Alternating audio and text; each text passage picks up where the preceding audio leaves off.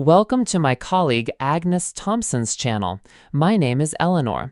I will share my man with you. Subscribe to us. The echo of the slammed door still vibrated through the quiet hallway of my modest home. Mom, just stop meddling in our lives. We'll figure it out ourselves. Michael's voice, sharp with irritation, had cut through the air moments before, followed by the definitive thud that sealed off any further discussion. I stood there, a 72-year-old woman with salt and pepper hair pulled back in a neat bun, my sensible cardigan feeling suddenly heavy. In my hand, a half-eaten apple forgotten. The sweetness turned to ash in my mouth. It had been about the land. A beautiful, sprawling 5-acre parcel on the outskirts of town, inherited from my grandmother, a woman of fierce independence and even fiercer love for her family. Michael, my only son, had been eyeing it for months. Not for its sentimental value, not for its quiet beauty, but for its development potential. He and his wife, Sarah, a woman whose ambition often outstripped her judgment, had cooked up some grand scheme to build luxury townhouses. They'd already drawn up preliminary plans, complete with glossy brochures showing manicured lawns and smiling, generic families. I'd tried to warn him. My grandmother, bless her wise soul, had taught me about land, about contracts, about reading between the lines. I'd spent countless hours with her, poring over deeds, learning the nuances of property law in our small town. She had a saying, "Land is like a living thing, Eleanor. Treat it with respect, and it will sustain you. Abuse it, and it will bite back." I saw the bite coming. The developer Michael was working with, a smooth-talking charlatan named Mr. Sterling, had a reputation for cutting corners and leaving a trail of legal disputes in his wake. I'd done my homework, quietly researching his past projects, finding disgruntled homeowners and unpaid contractors.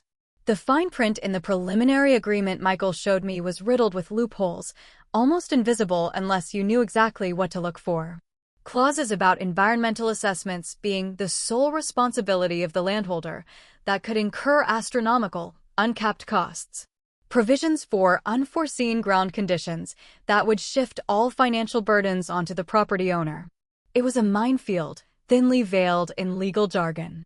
"Michael, please," I'd pleaded earlier that day, my voice calm despite the rising knot of anxiety in my stomach. "Just let me look over the contract one more time.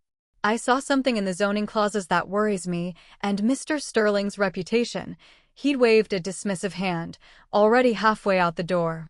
"Mom, with all due respect, what do you know about development? This is big business. You're talking about old town gossip and reading too many newspaper articles. Mr. Sterling is a highly respected developer." He'd said respected, with a tone that implied my opinion was quaint and irrelevant, a relic of a bygone era. "I know enough to recognize a bad deal, son. Your grandmother taught me a thing or two about these things. This land has been in our family for generations. It's not just dirt and trees, it's history, it's legacy. And this contract, it feels wrong." I gestured vaguely at the table where the glossy plans lay. "Wrong? Mom, it's a gold mine. Sarah and I have put months into this. This is our chance, our future. You need to trust us." And frankly, he'd paused, turning fully to face me, his handsome face hardened by impatience. "You need to stop interfering. We're adults. We don't need you to vet our business deals or tell us who to work with." That's when he'd shouted, the words "stop meddling" like a punch to the gut, and the door had slammed. I watched his car pull out of the driveway, a sinking feeling settling in my chest. He was so determined, so sure he was right, so eager to make his fortune. And so blind. I walked into the living room, the familiar scent of old books and lavender comforting me slightly. My gaze fell upon a framed photograph on the mantelpiece, my grandmother, a woman with keen, intelligent eyes, standing proudly in front of a sprawling oak tree on the very land Michael was so eager to sign away. "Some things are worth fighting for, Eleanor," she seemed to whisper from the photograph. "And sometimes, fighting means letting go, but holding your ground." I knew I couldn't force Michael to listen. He had to learn his own lessons, as painful as they might be. But I also knew I couldn't just stand by and watch him walk into financial ruin, potentially losing everything, including the land that was so much more than just a plot of dirt. I had to do something subtle, something that would protect him from himself, without him even knowing it. My mind, sharp despite my age, began to whir. I had a plan, a contingency, a last resort that I had hoped I would never need to use. It was risky, unconventional, and would likely be seen as a betrayal by Michael and Sarah. But it was the only way I could see to truly save them from a disaster of their own making. The next few days passed in a tense silence. Michael didn't call. Sarah didn't call. I busied myself with my usual routine, tending to my rose garden, volunteering at the local library, baking cookies for Mrs. Henderson next door. But underneath the veneer of normalcy, my mind was racing. I revisited the documents, cross-referencing information, confirming my suspicions. I made a few discreet phone calls to some old acquaintances in the county planning office and at the local bank. The pieces of the puzzle began to fit together, forming an even more ominous picture than I had initially imagined. Mr. Sterling wasn't just cutting corners. He was building an empire on the backs of unsuspecting landowners, leveraging their assets and then leaving them with the fallout. Then, a week later, the phone rang. It was a cool, professional voice on the other end. Ms. Eleanor Vance? This is Mr. Harrison, from Harrison, Miller and Finch. I'm calling on behalf of your son, Michael Vance. We need you to come to court. He's filed a lawsuit against you. My heart lurched. A lawsuit? What for? Fraud, Ms. Vance. And breach of contract. Your son alleges that you deliberately misrepresented information regarding the land, causing him significant financial losses and jeopardizing a lucrative business deal. He also claims you entered into a separate, unauthorized agreement concerning the property that directly conflicts with his plans. I gripped the phone tighter. Fraud? Breach of contract? This was worse than I could have imagined. Michael wasn't just ignoring my warnings, he was actively turning against me. He believed I was the obstacle, not the protector. A cold knot formed in my stomach, quickly replaced by a slow burn of resolve. So, he wanted to play hardball. Fine. I had been prepared for months, years even, for a scenario like this. My grandmother had always instilled in me the importance of being prepared, of having an ace up your sleeve, especially when dealing with family matters that could turn sour. When do I need to be there, Mr. Harrison? I asked, my voice surprisingly steady. He gave me the date and time, just 2 weeks away. 2 weeks to prepare for a battle against my own son. A battle I never wanted, but one I wouldn't shy away from. I hung up the phone, walked over to my old mahogany desk, and pulled out a worn leather-bound ledger. Inside were years of meticulous notes, legal documents, and carefully filed correspondences. My grandmother's wisdom, my own foresight, and a lifetime of lessons were about to be put to the ultimate test. Michael thought he was putting me in my place. He had no idea I was about to teach him the most important lesson of his life. The next 2 weeks were a blur of activity. I met with my own lawyer, a sharp, no-nonsense woman named Brenda Peterson, whom I'd known for years through community work. She listened patiently as I explained the situation, her expression shifting from surprise to a grim understanding. I laid out all my research on Mr. Sterling, the loopholes in his contracts, the environmental liabilities I'd unearthed. Then I revealed my ace, the separate, unauthorized agreement Michael's lawyer had mentioned. Brenda's eyebrows shot up. Eleanor, she said, her voice a mix of awe and concern. This is audacious. You've been planning this for a long time, haven't you? My grandmother taught me to always have a safety net, I replied, a faint smile playing on my lips. And to protect what's truly valuable. The day of the court hearing arrived quickly. The air in the courtroom was thick with anticipation. Michael sat at the plaintiff's table with Sarah and Mr. Harrison, his face a mask of righteous indignation. Sarah kept shooting me venomous glances, her arm linked tightly through Michael's. I sat beside Brenda, feeling a surprising calm. I wasn't there to hurt my son. I was there to save him, even if he couldn't see it yet. This was not about winning. It was about preventing a catastrophe. The judge, a stern but fair woman known for her meticulous attention to detail, entered, and the room fell silent. Michael's lawyer began, painting a picture of me as an interfering, irrational old woman, deliberately sabotaging my son's dreams for personal reasons. He spoke of Michael's vision, the millions of dollars at stake, and how my actions had caused irreparable damage to their future. He cited Michael's claims of my fraudulent misrepresentation and unilateral breach of an implied family agreement to develop the land. I listened, my expression neutral, as Michael occasionally stole glances at me, his eyes filled with a mixture of anger and, I thought, a hint of genuine confusion.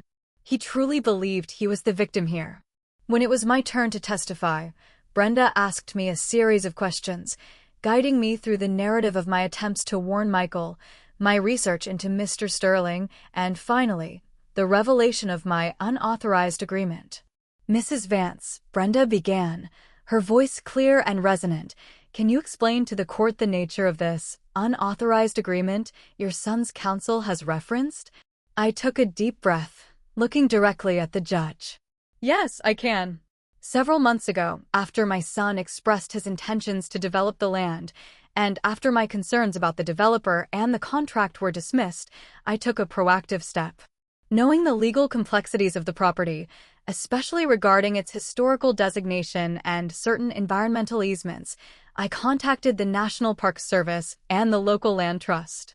I entered into a conservation easement agreement for the 5-acre parcel. A murmur went through the courtroom. Michael's face, which had been set in an arrogant smirk, suddenly went pale. Sarah gasped, her hand flying to her mouth. Mr. Harrison looked like he'd been punched in the stomach. A conservation easement? The judge asked, her voice intrigued. Yes, Your Honor. The land, as you know, has a unique ecosystem and is home to several protected species of flora and fauna, including the rare spotted owl habitat. Furthermore, it contains a portion of an ancient Native American trail, which my grandmother painstakingly documented. My agreement with the National Park Service and the Land Trust designates the property as a protected natural and historical preserve. It permanently prohibits any commercial development, subdivision, or significant alteration of the land. It ensures its preservation for future generations, exactly as my grandmother intended. And when was this agreement finalized, Mrs. Vance? Brenda asked, a subtle triumph in her voice. It was finalized and officially recorded with the county clerk's office 3 months ago, well before my son entered into any preliminary agreements with Mr. Sterling. All necessary legal procedures were followed, and the appropriate notices were filed. The room erupted in whispers. Michael sprang to his feet, his face ashen. This is outrageous. She can't do that. That land is mine. It's my inheritance. Mr. Vance, please take your seat, the judge commanded, her voice firm. This is a court of law, not a playground. She then turned her attention back to me. Mrs. Vance, are you aware that this action directly obstructs your son's development plans? Yes, Your Honor, I replied calmly. That was precisely my intention. My son was about to enter into a deal that would have bankrupted him. The environmental remediation costs alone, stipulated in the fine print of Mr. Sterling's contract, would have been catastrophic. Not to mention the legal battles he would have faced from environmental groups and historical societies once they discovered the extent of the proposed development on a protected site. I have extensive documentation here, Your Honor, detailing the specific environmental regulations, the historical preservation laws, and Mr. Sterling's consistent pattern of abandoning projects once significant environmental liabilities emerge, leaving the original landowner to foot the bill. Brenda then presented a thick binder, filled with my meticulous research, geological surveys I'd commissioned myself years ago, detailed ecological reports, historical society records, and a stack of legal documents outlining Mr. Sterling's previous lawsuits and bankruptcies related to environmental damage. It was overwhelming evidence, compiled with the precision of a seasoned investigator. The judge spent a long moment poring over the documents, her brow furrowed. Michael, meanwhile, looked utterly defeated. The color had drained from his face, and Sarah was frantically whispering something to Mr. Harrison, who seemed to be sweating profusely. The accusation of fraud suddenly seemed absurd, replaced by the stark reality of what I had prevented. I looked at Michael, my heart aching for his shattered dreams, but also filled with a profound relief. He might not understand it now, but I had just saved him from a financial pit that would have swallowed him whole. The land was safe. His future, though perhaps not as he envisioned, was also safe from the clutches of a predatory developer. He thought I was meddling. I was merely protecting. And in that moment, I knew the bitter taste of his lawsuit would eventually be replaced by the quiet understanding of a mother's love. The silence in the courtroom was deafening, punctuated only by the rustle of papers as the judge continued to review my evidence. Michael's desperate call, I knew, was coming. The judge finally looked up from the documents, her gaze sweeping over the courtroom. Her expression was unreadable, a blend of judicial impartiality and a hint of something akin to awe. Michael's lawyer, Mr. Harrison, looked as if he was about to spontaneously combust, his face a deep shade of crimson. Sarah, beside Michael, was fanning herself with a court document, her eyes wide with a dawning horror.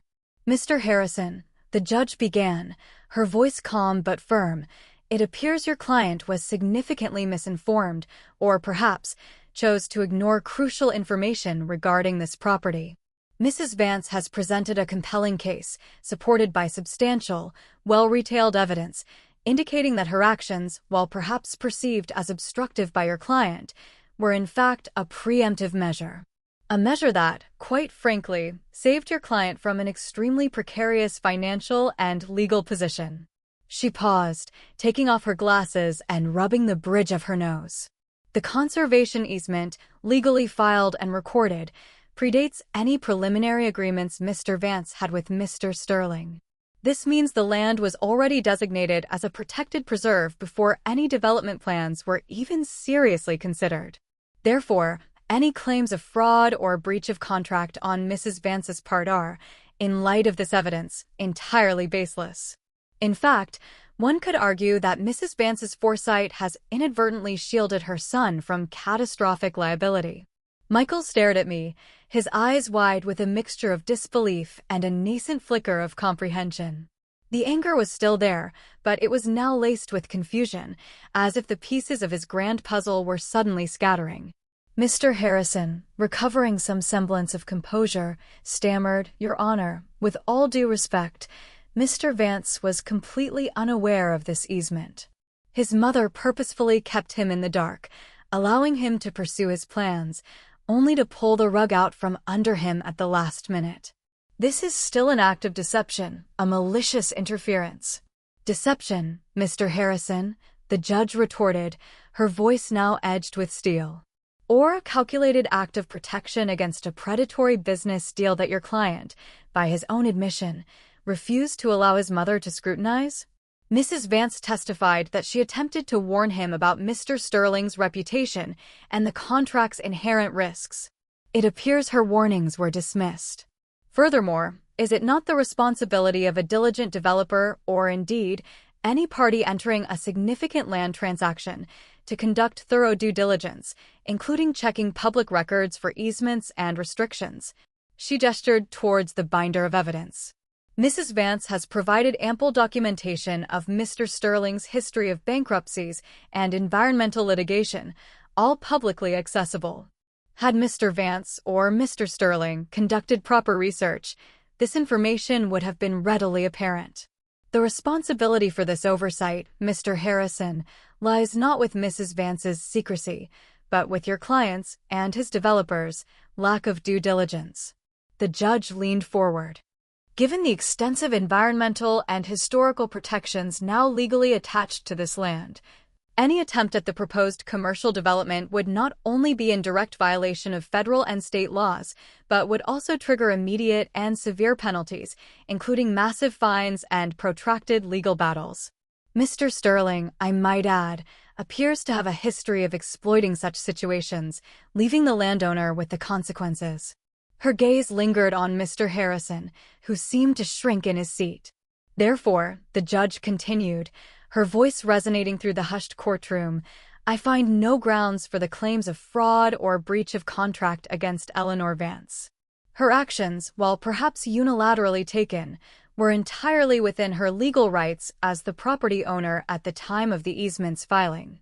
Furthermore, Based on the evidence presented, her actions served to prevent significant financial harm to her son, Michael Vance, by precluding him from entering into a disastrous development agreement. She then delivered the final blow. Case dismissed. And Mr. Harrison, I suggest you advise your client to conduct far more thorough research in future business ventures. And perhaps to listen to his mother's advice more often. A collective sigh seemed to ripple through the public gallery. Michael sat motionless, his mouth slightly agape. Sarah, beside him, buried her face in her hands. Mr. Harrison just nodded weakly, gathering his papers with trembling hands. Brenda squeezed my arm. You did it, Eleanor. You really did it. I just smiled, a gentle, knowing smile. There was no triumph in it, only a profound sense of relief. As we walked out of the courtroom, I saw Michael and Sarah huddled together, Mr. Harrison speaking to them in hushed, urgent tones. Michael looked up, and for a fleeting moment, our eyes met. His were still filled with a mix of anger and confusion, but I detected a glimmer of something else, a flicker of dawning understanding. The full weight of what I had prevented, and the depth of the hole he had almost dug for himself, was slowly beginning to sink in. The days that followed were surprisingly quiet. I expected an explosion from Michael, a furious confrontation. But there was nothing. No calls, no angry texts. Just silence. I wondered if he was truly comprehending the magnitude of the disaster I had averted, or if he was simply stewing in his resentment. Then, the articles started appearing. Not in the local paper, but in regional business journals and online investigative sites. Sterling developments under scrutiny. Another failed project linked to environmental liabilities, read one headline. Another, pattern of predatory practices revealed, developers' history of abandoning landowners. My research, meticulously gathered over months, had found its way into the hands of a tenacious investigative journalist Brenda had discreetly contacted. The details about the specific protected species on my land, the ancient trail, and the astronomical potential finds were highlighted. The articles didn't mention me by name, but they painted a clear picture of the trap Michael had almost walked into. Mr. Sterling's carefully constructed facade was beginning to crumble. About a week after the court case, I received a package in the mail. It was a thick, official-looking envelope from a law firm I didn't recognize. Inside was a letter from Mr. Sterling's lawyers, formally withdrawing his interest in Michael's proposed development and terminating all preliminary agreements. The letter cited unforeseen and insurmountable environmental and historical preservation issues with the property. It was a thinly veiled attempt to save face, but it confirmed what I already knew. Mr. Sterling had cut his losses and run. He hadn't just abandoned Michael, he had abandoned the entire scheme. The silence from Michael continued, and it was perhaps more unsettling than any confrontation. I imagined him reading those articles, receiving that letter from Sterling's lawyers. I imagined him slowly, painstakingly, piecing together the true picture of what had happened. The humiliation must have been immense, the realization that his mother, whom he had dismissed as an interfering old fool, had seen through the deception when he, the astute businessman, had been utterly blind. The weeks that followed the court dismissal and Michael's hesitant apology were a period of uneasy calm. Sarah remained conspicuously absent, her silence a sharp contrast to Michael's subdued demeanor. He came by my house a few times, always alone, always looking a little more drawn, a little less self-assured. Our conversations were stilted, cautious. He spoke vaguely about reassessing their financial situation and looking for new opportunities. I listened, offered gentle advice when asked, but mostly I let him talk, letting him process the bitter pill of his mistakes. One afternoon, Michael arrived looking particularly distraught. He sat on my porch swing, fidgeting with his hands. "Mom," he began, his voice barely a whisper, "Sarah, she's left." My heart sank. I had suspected their marriage was under strain. Sarah's ambition, coupled with her less-than-stellar financial judgment, had always been a volatile mix. "I'm sorry to hear that, Michael. What happened?" She said she couldn't be with someone who ruined their future and couldn't see a golden opportunity when it was staring him in the face. She blamed me for everything, for trusting Sterling, for not listening to her, for letting you sabotage us. He gave a mirthless laugh. She still thinks you're the villain. I sighed. Some people find it easier to blame others than to face their own missteps, Michael. He nodded. She took half of what little we had left. And the debt. Mom, it's crushing. The upfront payments to Sterling, the lawyers, the consultants, we were so sure. We emptied our savings. We took out a second mortgage on our house. It's just gone. And now I'm on my own, with a house I can barely afford and a mountain of bills. He looked up at me, his eyes pleading. What am I going to do? This was the moment. The full, agonizing realization of the consequences of his arrogance had finally hit him. It was a hard landing, but a necessary one. This was not the time for "I told you so."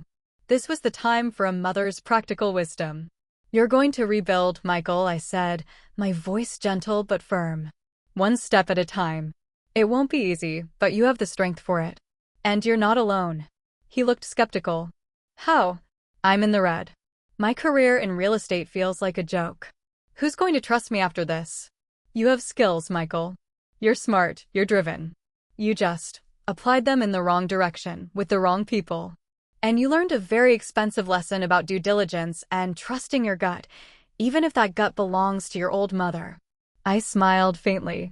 Now, let's talk practicalities. What's your biggest immediate concern? The mortgage payments. I can't make them next month. I'll lose the house. No, you won't, I said. Not if we're smart about it. I then laid out a plan. It wasn't simple, and it required him to swallow even more pride. Firstly, you need to sell that house. It's too expensive for you now. Find something smaller, more manageable. You need to downsize drastically to pay off some of that debt. He flinched. Sell the house? But it's our family home. It was your family home, Michael. And it's too big of a burden. You need to shed weight to swim to shore. I can help you with the logistics, and I know a good, honest real estate agent. Then I revealed the second part of my plan, the part that would truly test his newfound humility.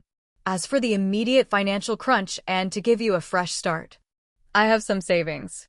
Enough to clear the second mortgage and give you a buffer. But it comes with conditions. His eyes widened. Conditions? Yes. First, you get a job. Any job, for now, to get immediate income. You need to earn your way back. Second, you start learning. Truly learning. About finances, about sustainable development, about responsible land stewardship. You intern at the local land trust, for free, learning about conservation. You take courses in ethical business practices. You work with community organizations that actually build things that benefit people, not just line pockets. He looked stunned. You want me to work for free? Learn about trees and old trails. It's about understanding value, Michael. Real value. Not just what you can extract from something, but what it gives back. It's about building something solid and lasting, not just chasing a quick buck. And it's about rebuilding your reputation, not just your bank account. I paused, letting my words sink in. And finally, you pay me back. Not with interest, but with time. With service. You help me maintain this land. You volunteer your time to the land trust. You use your newfound knowledge to help others avoid the mistakes you made. It's not a handout, Michael. It's an investment. In you. And in the future of this land. He was silent for a long moment, staring out at the protected acres. The golden afternoon light illuminated his face, revealing a mix of shock, shame, and a burgeoning flicker of hope.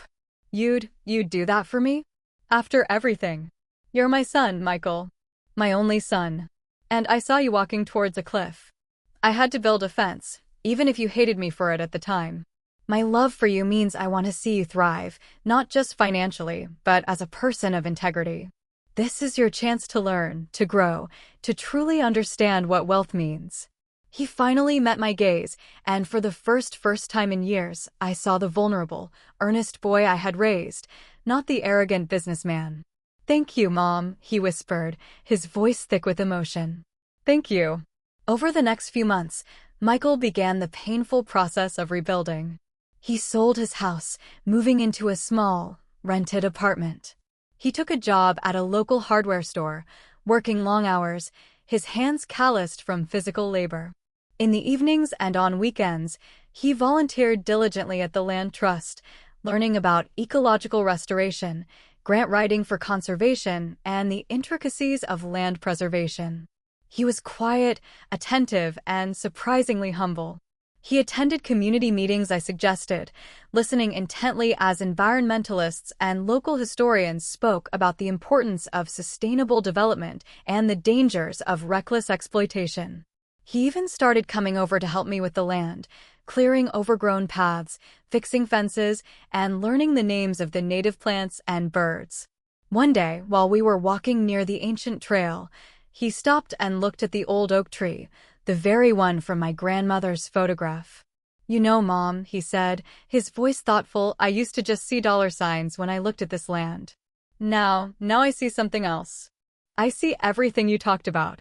History, life, peace." He bent down and picked up a smooth, gray stone, turning it over in his fingers. "Grandma would be proud of you." A warmth spread through my chest. "She'd be proud of you too, Michael, for learning. For choosing a different path." Slowly, painstakingly, Michael started to rebuild his reputation. People in the community, initially skeptical, began to notice his genuine efforts at the land trust, his quiet dedication. He started offering pro bono advice to small landowners, helping them navigate complex zoning laws and avoid predatory deals.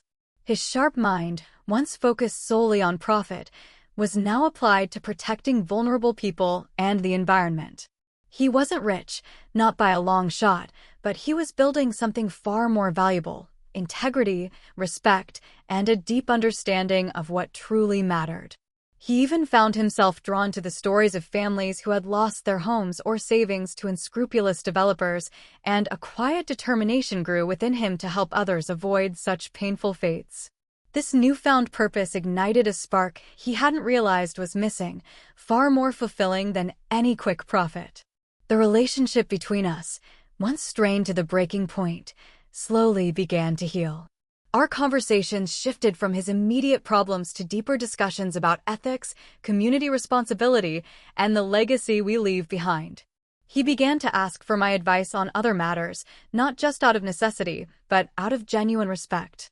He even started cooking dinner for me once a week, a simple gesture that meant more than any grand apology.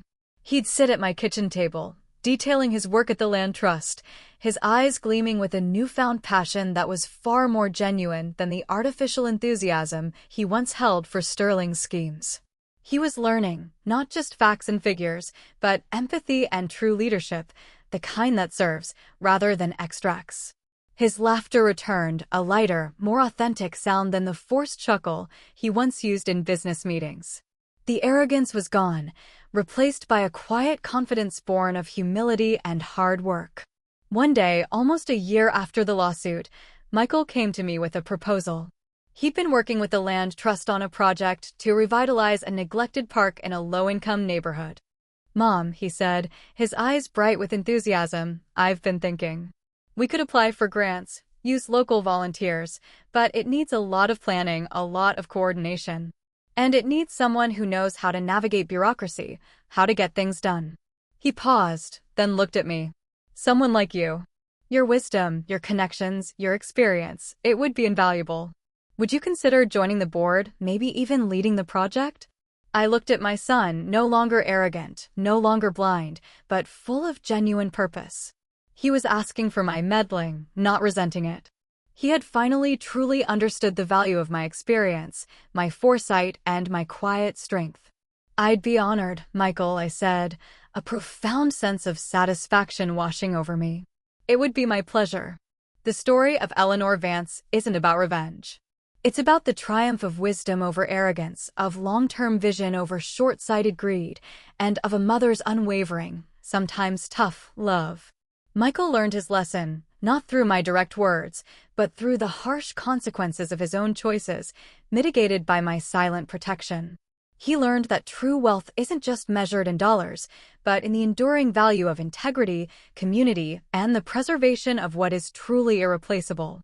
And as for me, Eleanor Vance, the meddling old fool, I smiled. Because I knew the most valuable inheritance I could pass on wasn't just the land, but the wisdom that would help my son, and perhaps others, cherish it for generations to come.